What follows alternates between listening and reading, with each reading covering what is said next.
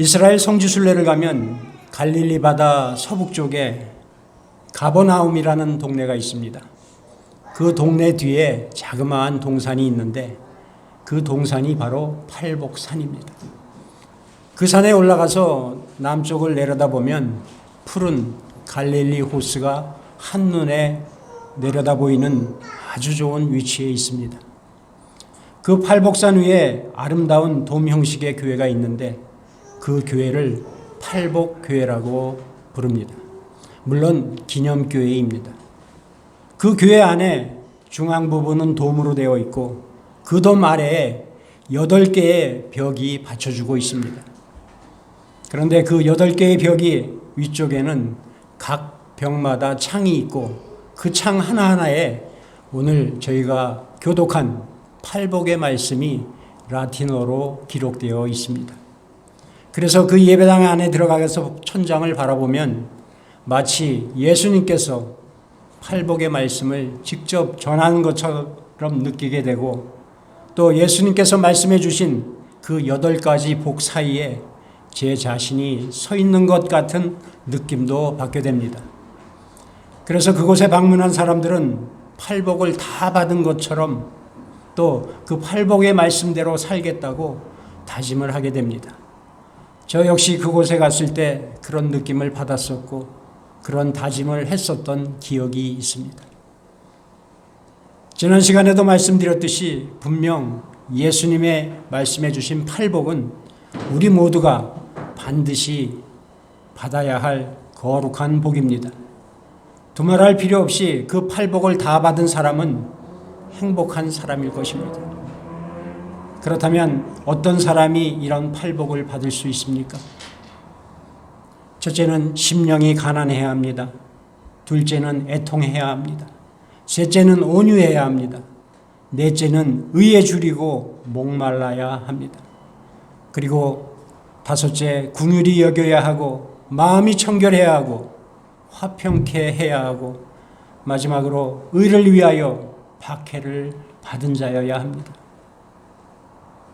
그렇습니다.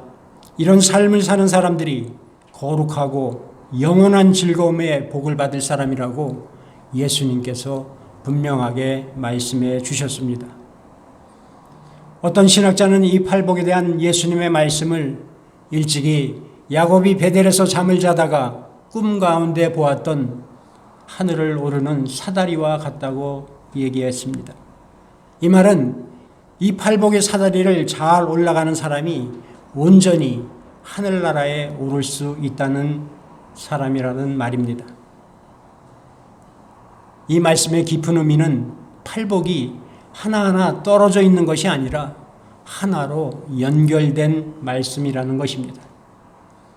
다시 말해서 예수님께서 가르쳐 주신 심령의 가난한 사다리, 애통의 사다리, 온유의 사다리, 의에 줄인 목마름의 사다리, 긍휼의 사다리, 의를 위하여 박해를 받는 사다리를 잘 올라가야 영원한 즐거움을 누리게 될 복의 자리인 하늘나라에 이르게 된다는 말입니다. 또 어떤 분은 이 팔복을 음악의 8가지 음계에 비유하기도 했습니다. 음악의 아름다운 음악이 되기 위해서는 8가지 음이 하모니를 이루어야 합니다. 분명 도레미파솔라시도의 8가지 음을 통해 아름다운 가락을 갖춘 음악이 나오기 것처럼 신앙인들도 이 팔복을 다 받고 사는 신앙인이 아름다운 신앙인이라는 말씀입니다. 그렇습니다. 우리는 이 팔복의 말씀대로 살아야 그리스도인답게 살 수 있고 하늘나라를 향해 한 걸음씩 나아갈 수 있는 것입니다. 그렇게 신앙인인 우리에게 이 팔복을 받는 것보다 더 중요한 일은 없고 더 큰 복은 없을 것입니다. 지난해 연말에 나누어 드린 우리 강기복 목사님의 책 산상수훈을 보면 산상수훈이야말로 예수 그리스도를 믿는 하나님의 백성뿐만 아니라 모든 인류가 기준으로 삼아야 할 인생 지표임을 말씀하고 있습니다.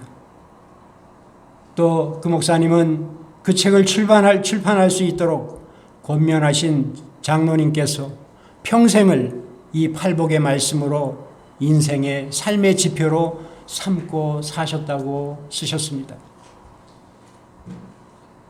우리는 지금 비록 어려운 시기를 살고 있지만 이런 때일수록 예수님의 말씀인 팔복의 말씀으로 우리의 삶이 윤택해지고 승리하는 삶이 되시기를 바랍니다. 오늘은 지난주에 이어서 팔복 가운데 두 번째 복인 애통하면입니다. 예수님의 말씀에는 우리가 알고 있는 것과는 반대되는, 그리고 바라고 있는 것과는 전혀 다른 역설적인 내용들이 많이 있습니다. 지난주에도 말씀드렸던 가난도 그 중에 하나입니다. 사실 우리는 가난 그러면 먼저 불행을 생각하게 됩니다. 그러나 예수님께서는 마태복음에서 심령의 가난으로 표현을 했고, 그리고 누가복음에서는 심령이라는 단어를 빼고 그냥 가난이라고 기록되어 있습니다. 그렇게 가난이 복이라고 말씀하셨습니다. 그런 가난이 복이라는 예수님의 말씀을 우리의 사고로는 쉽게 받아들이기 어려울 것입니다. 그러나 우리가 지난 시간에 살펴본 대로 그 말씀 속에는 분명 진리가 들어 있습니다.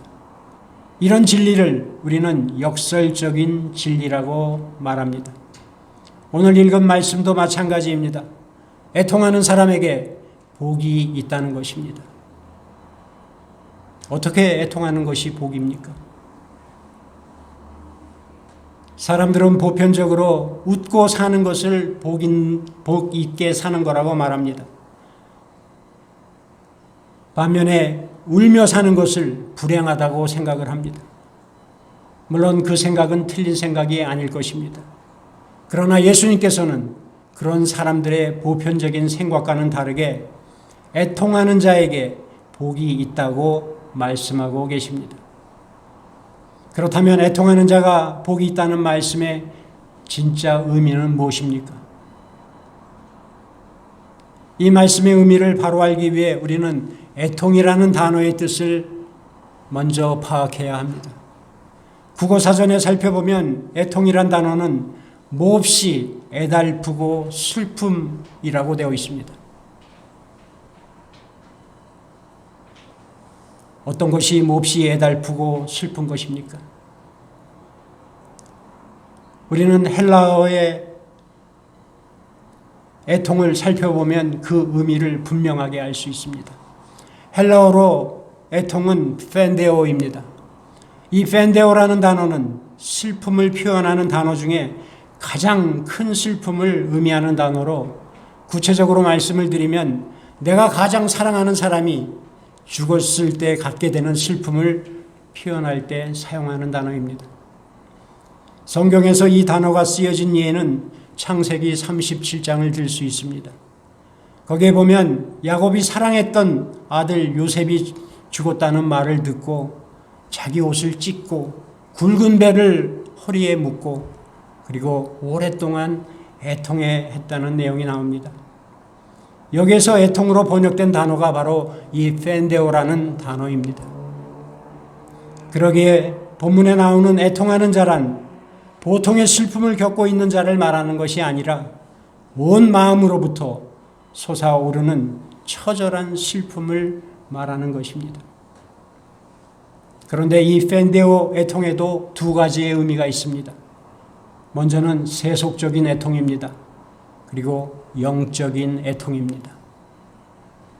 세속적 애통은 한마디로 우리가 세상을 살아갈 때 관계된 육신적인 애통입니다. 즉 사랑하는 사람의 죽음이나 혹은 자신의 가족이 죽을 병에 걸렸다는 사망 선고를 듣게 된 것이나 물질의 손해를 크게 보게 된 것이나 너무도 억울한 일을 당한 것이나 뜻하지 않게 망신을 당해 자존심이 심하게 상하게 된 경우, 그리고 마음에 품었던 소망을 이룰 수 없게 된 것들과 같은 이유 때문에 하는 애통이 바로 세속적 애통입니다. 사실 우리는 우리 주변에 수시로 일어나는 이런 세상살이와 육신에 관계된 세속적 애통이 많이 일어나고 있습니다. 그런데 이런 세속적 애통도 예수님께서 팔복의 말씀을 통해 가르쳐주고 계신 거룩하고 영원한 복이 되는 애통은 아닙니다.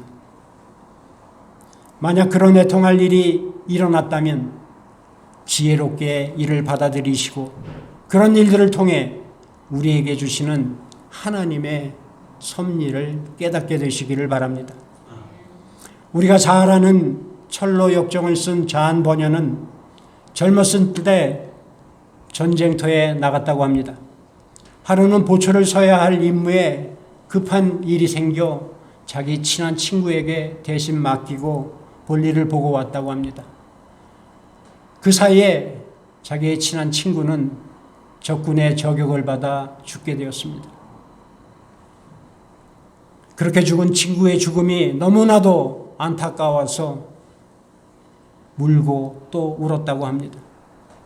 그렇게 슬프게 울었던 그 애통은 그날 이후에 자기 자신이 그 자리에 있었더라면 본인이 죽었을 텐데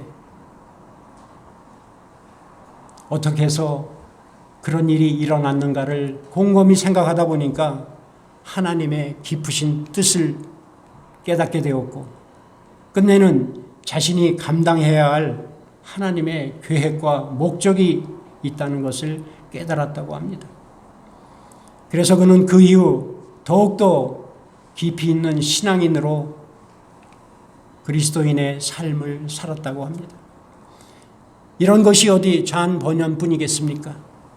저와 여러분 중에도 사랑하는 부모님이나 남편이나 아내나 자녀를 먼저 떠나보냈던 애통의 사건들을 통해서 전에 미처 생각하지 못했던 깊은 의미를 깨닫게 되고 그들의 목까지 대신해서 살겠다고 다짐하고 계시는 분들도 계실 것입니다. 그렇게 우리 인생은 세속적인 애통을 통해서도 인생의 깊은 진리를 볼 수 있는 유익을 얻을 수 있는 것입니다. 그러나 다시 말씀드리지만 이런 애통은 오늘 본문이 말하는 애통이 아닙니다. 오늘 본문에서 말하는 영적인 애통은 어떤 애통입니까?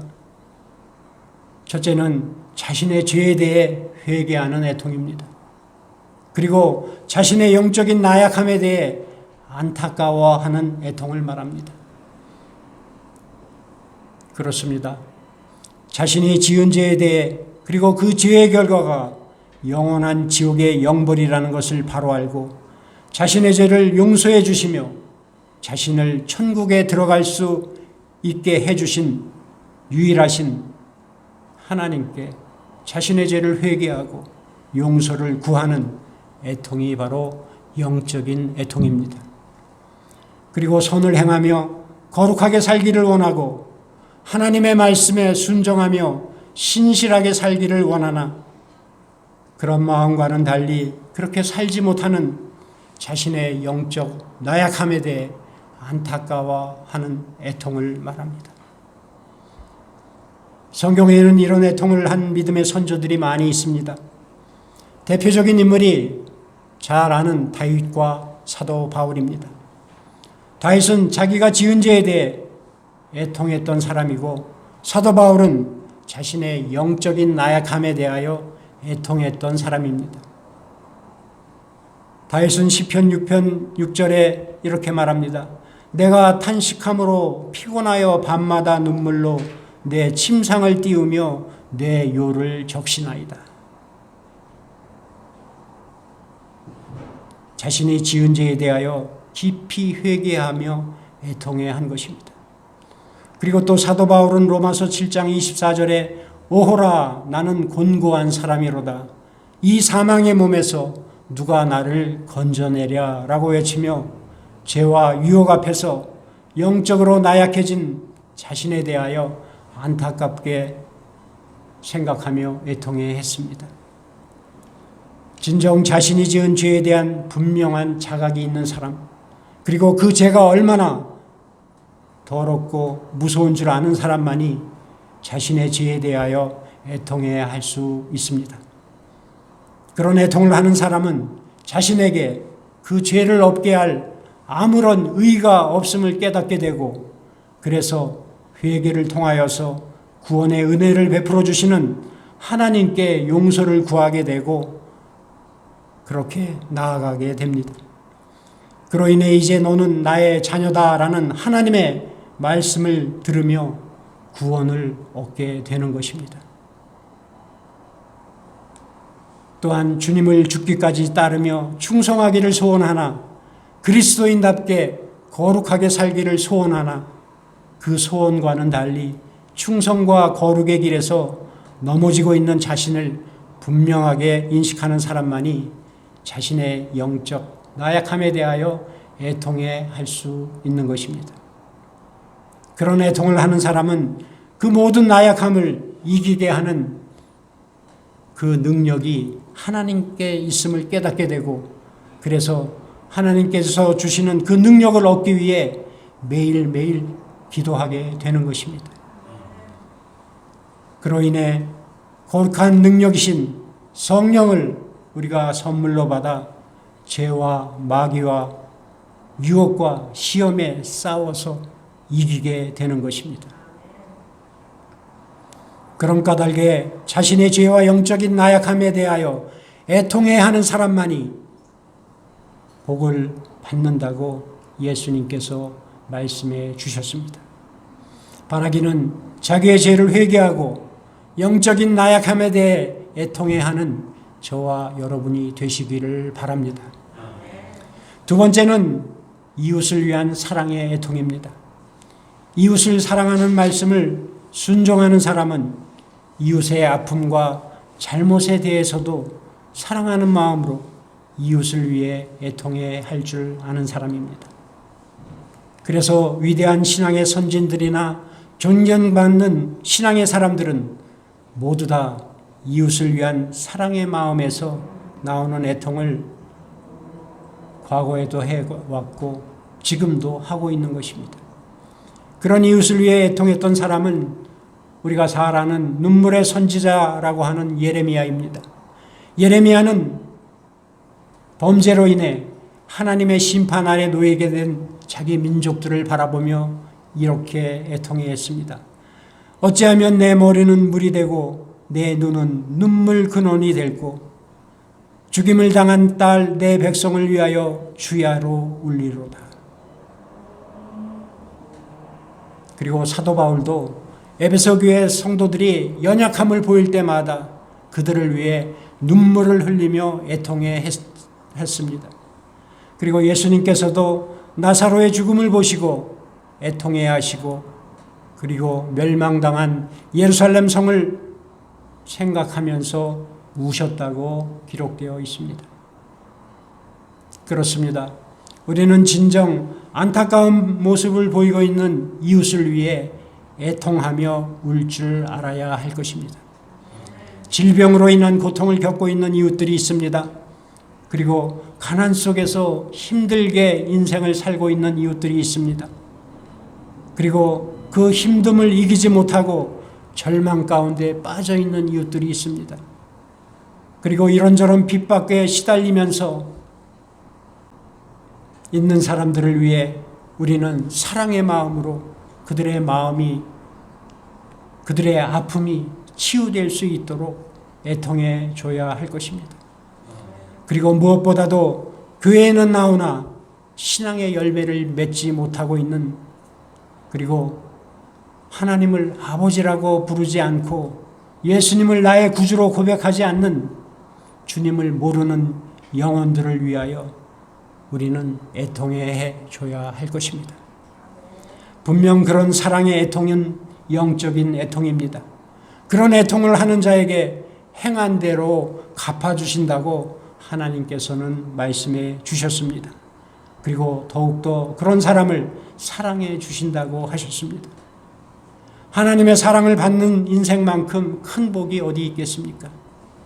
그래서 이웃을 향한 사랑의 애통을 하는 자가 복이 있다고 예수님께서 분명히 말씀하실 것입니다. 바라기는 자신의 죄에 대하여 회개하는 애통을 하고 자신의 영적 나약함에 대해 안타까워하는 애통, 또 이웃들을 위한 애통을 통하여 하나님의 뜻에 따라 살아가는 저와 여러분이 되시기를 바랍니다. 그렇다면 이런 애통을 하는 자가 받을 복이 무엇입니까? 첫째로 회개를 통한 위로의 복을 받게 됩니다. 누가복음 19장에 보면 삭개오 이야기가 나오게 됩니다. 예수님께서는 자신의 죄에 대하여 애통하며 참여하는 삭개오에게 사죄의 선언을 해주셨습니다. 누가복음 19장 9절입니다. 오늘 구원이 이 집에 이르렀으니 이 사람도 아브라함의 자손이미로다. 인자가 온 것은 잃어버린 자를 찾아 구원하려 함이니라. 삭개오에게 해주신 이 예수님의 말씀이 삭개오에게 얼마나 큰 위로가 되었겠습니까? 또 시편 32편 1절에도 허물의 사함을 받고 자신의 죄가 가려진 자가 복이 있도다 라고 말씀하셨는데 삭개오가 그런 회개를 통한 위로의 복을 받은 것입니다. 바라기는 위로의 복을 받으시기 바랍니다. 두 번째로는 하나님께서 곁에 불러주시고 동행해 주시는 위로의 복을 받게 됩니다. 위로를 뜻하는 헬라어 파라칼레오라는 단어는 곁으로를 뜻하는 파라와 또 부른다라는 뜻의 칼레오가 합성된 단어입니다. 그러기에 하나님께서 위로해 주신다는 말씀은 하나님을 아버지로 부르는 백성들을 하나님께서 곁에 불러주시고 도움을 주신다는 하나님의 사랑이 담겨 있는 말입니다. 누가복음 2장 25절의 말씀에 하나님이신 예수님께서 이 땅에 오신 목적이 이스라엘의 위로가 되시기 위해서라고 하십니다. 그렇다면 하나님이신 예수님께서 어떻게 이스라엘의 위로가 되셨습니까? 그것은 우리가 예수님의 다른 이름인 임마누엘의 뜻을 알면 알 수 있습니다. 임마누엘의 뜻은 여러분들이 잘 아시다시피 하나님께서 우리와 함께 하신다라는 말씀입니다. 그럼 하나님께서 우리와 함께 하신다는 말의 의미는 무엇입니까? 여러 가지를 말할 수 있지만 가장 중요한 의미는 하나님께서 우리와 동거하신다는 말씀입니다. 그렇게 하나님께서 성도의 위로가 되신다는 말씀은 하나님께서 우리와 함께 하심으로 위로가 되어 주신다는 말입니다. 그렇습니다. 영적인 애통을 하는 자는 하나님께서 곁에 불러주시고 동행하시며 힘을 주십니다. 고난과 죽음 앞에서 오늘을 살고 있는 우리들에게 이보다 더 큰 위로와 복이 되는 것이 어디 있겠습니까? 바라기는 하나님과 함께 하셔서 하나님과 동행하는 위로의 복을 받게 되시기를 바랍니다. 세 번째는 기쁨을 누리게 되는 위로의 복을 받게 됩니다. 시편 126편 5절에 눈물을 흘리며 씨를 뿌리는 자는 기쁨으로 거두리로다 라는 말씀이 있습니다. 그 말씀 그대로 하나님께서는 눈물을 흘리는 사람, 애통하는 사람에게 기쁨을 주시는 분이십니다. 그렇습니다. 하나님께서는 자신의 죄에 대하여 애통하는 사람에게 구원의 기쁨을 주시고 자신의 영적 나약함에 애통하는 사람에게 성령의 능력으로 충만케 되는 기쁨을 주시고 이웃의 아픔에 대하여 애통하는 사람에게 그 이웃이 아픔에서 벗어나는 모습을 볼 수 있는 기쁨도 누리게 해 주실 것입니다. 그리고 죄인의 길에 서 있던 이웃이 어느 날 하나님의 자녀가 되는 모습을 볼 수 있는 기쁨도 우리에게 허락해 주실 것입니다. 바라기는 이런 기쁨을 누리며 하나님의 위로를 받는 저와 여러분이 되시기를 바랍니다. 마지막으로 우리는 영원한 위로를 받는 복을 받게 됩니다.